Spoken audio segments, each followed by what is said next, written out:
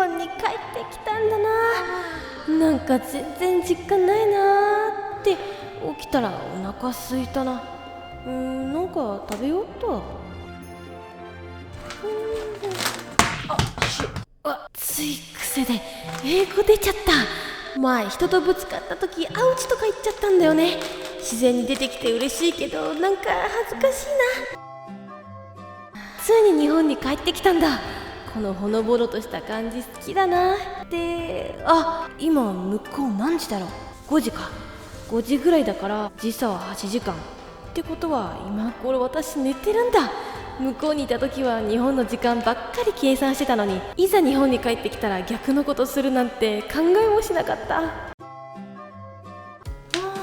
最近携帯の容量が減ってきたんだよね。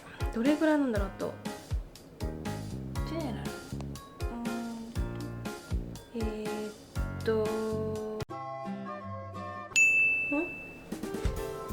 友達からメールだ。この間のチョコクッキーありがとう。大丈夫。It's my pleasure. I hope you have a wonderful day. Kiss, hug, kiss, kiss. 送信だ。よし、メイクもしたし早速出かけようかな。でもまだ決めてないんだよね。どこ行こう。あの人、日本に観光に来ている人や。どうしよう、喋りかけようかな。聞かれてないけど道を教えようかな。でもそれただの鬱陶しいやつしな。どうしようかな。Hi, where are you from? I'm from America, I studied in America for a couple of years. but I've been living in Japan for 50 years. Wow! 私よりも日本に長く住んでるやん。暑ー。日本の夏はやっぱ。しかもめっちゃくちゃジメジメしてるし。いやもう暑い。今公園に来て気づいたけど、イギリスの空の方が快晴の時めっちゃ青いに。日本の空って結構水色やな。無事。どこ行こうかな。スーパーに行こう。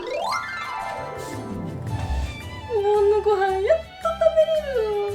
うわ、大好物のラーメンじゃん。何杯食べても飽きないこの味たまらんのよね。いっぱい食べよ。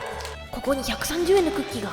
イギリスだったらこれ1ポンドぐらいやなって、イギリスにいた時は日本円に換算する毎日だったのに、今じゃポンドに換算するなんて不思議やな。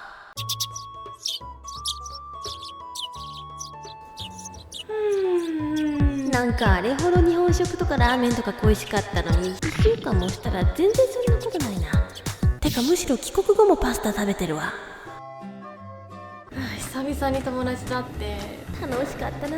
SNS でつぶやこう。日本語はまずこれで、英語は何のタグつけようかな。教科書忘れた。隣のクラスから借りてこよう。てか久々の学校嬉しいけど日本厳しすぎやろ。全然関係ないの持ってきてる。学校に私服着てきたら怒られたし、しかもピアスもダメ、髪染めも禁止、たまごっち学校に持ってきちゃダメとか厳しすぎやろ日本。向こうではそんなことなかったのに。もう日本最高。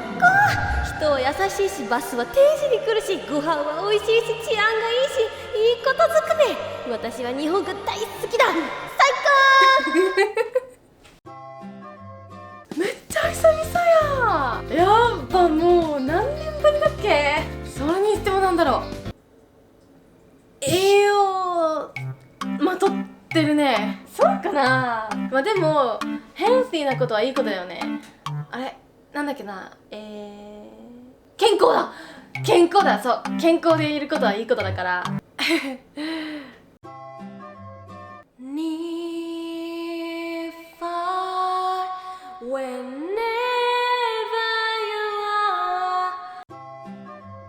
留学してたのってことは英語ペラペラ？そんな全然だよ。どこの国にいたの？アルゼンチン。アルゼンチン。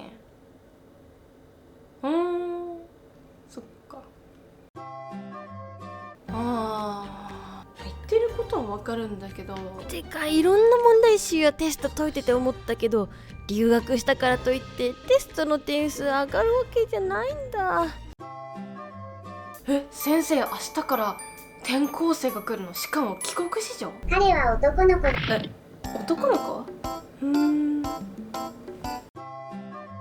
なんかここから私がその、帰国後あるあるのなんていうの説明を付け加えたいなって思うやつをちょっとここでいろいろお話ししていこうと思います。まずネットスラングについてお話をすると、正直今はそんなに流行ってはないです。ご存知の通りネットスラングって例えば Thank you だったら THX だとか By the way だったら BTW だとか、一番有名なので言うとわらを LOL だとか、日本でいうもう草みたいなそういうのにおいてはたくさん英語では種類あるんですけど、日本の LINE でいう WhatsApp っていう海外で流行ってるアプリがあるんだけど、その WhatsApp でやり取りしてても全部が全部そういうテキストランゲージで文字を打ってくるっていう人はイギリスでは今のところ一人もいないわ。私も TTYL Talk to you later っていう意味なんですけど、そういうのを使ったりはするけど、逆に使われたことないぐらいに本当にあんま見なくなった理由のうちの一つとしては、多分そのスライド式のキーボードっていうのが昔なかったんよ。スライド式入力っていうのを許可するとちょっとなぞるだけでちゃんとその英語が出てくるっていうのがあるから、今は本当にテキストランゲージでコテコテにするっていうのは本当に逆になくなったかな。あとその SNS で、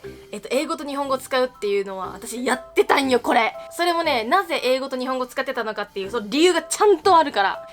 今も使ってないけど Facebook 昔使ってて、そもそもその Facebook って Twitter とかInstagram と違って不特定多数の人に見せるっていうよりかは、本当友達同士になった人との交流の場みたいな感じ。 Facebook 上で友達になってる人って私の本当に友達だとか知り合いとかで、それは留学先のニュージーランドも同じだったわけだから、私が例えば日本語で最初らへん投稿してたけど、それしたらせっかく友達になった現地の子たちが理解できない。じゃあ逆に英語で投稿してみたけど、馴染みのない人からすると本当写真だけで何言ってるか書いてるかわからんみたいな、そういうこともあって、私は昔日本語と英語書いてから次日本語とかいう風に書いてたわ。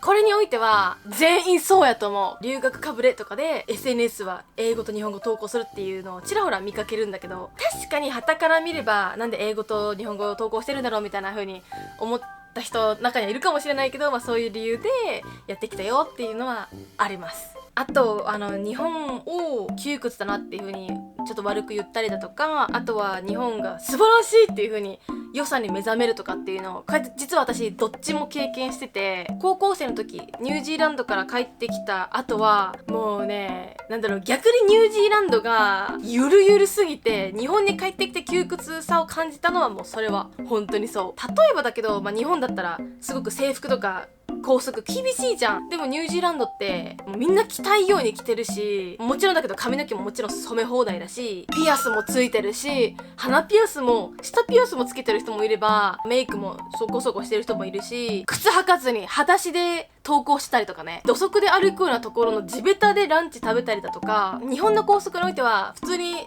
ね、日本人ですらも普通に校則厳しいと思うのに、帰ってきたらもうより一層これはまた厳しいなっていう風に思ったりだとか、別に制服とか着崩してたわけではないから全然それは問題なかったんだけど、一回担任の先生が私を呼び出す時携帯触るの禁止なのに着信かかってきたことあって、先生電話使ったらダメじゃないんって聞いたらそうやったと笑ってたこともあったわ。逆に私がその日本の素晴らしさに目覚めたっていうのは、アメリカに行った時、ニュージーランドでもそうだったけど、普通に待ち合わせ時間から1時間来ないとか2時間来ないとか、しまいにはドタキャンとか、あとバスも時間通りに来ないとか、それ以外にもその日本人の優しさだとか、日本人のその思いやりのある部分だとかっていうのも全部日本人で良かったなっていう風に思う部分を改めて海外で思ったっていうのはある。本当にそれも改めて海外に行って思えたことだから、海外に行ってより一層日本が私は大好きになりました。もちろんどの国もいいところもあればそうじゃないところもある。でもその悪いところばっかりに焦点を置いてても何も生まれないし、それってすごくもったいないなっていうふうに思ったし、それだけじゃなくてただただ自分のその世界を生きづらくしているだけだなっていう風に思ったから、それだったら悪いところじゃなくっていいところを数えていった方がよっぽど自分幸せだわって思った。そう思うといいところも悪いところも含めて日本だなとか、日本が嫌いとまでは言わないけどすごく窮屈に感じてしまったからこそ気づけたことだなっていうふうに思うから、一見日本ですごくあれやなっていうふうに思うところも考え方変えればすごくそれがいいものに取ることもできるっていうことを留学で学んだうちの一つなのかなっていうふうに思います。で、何これ、なんか感想会みたいになってる。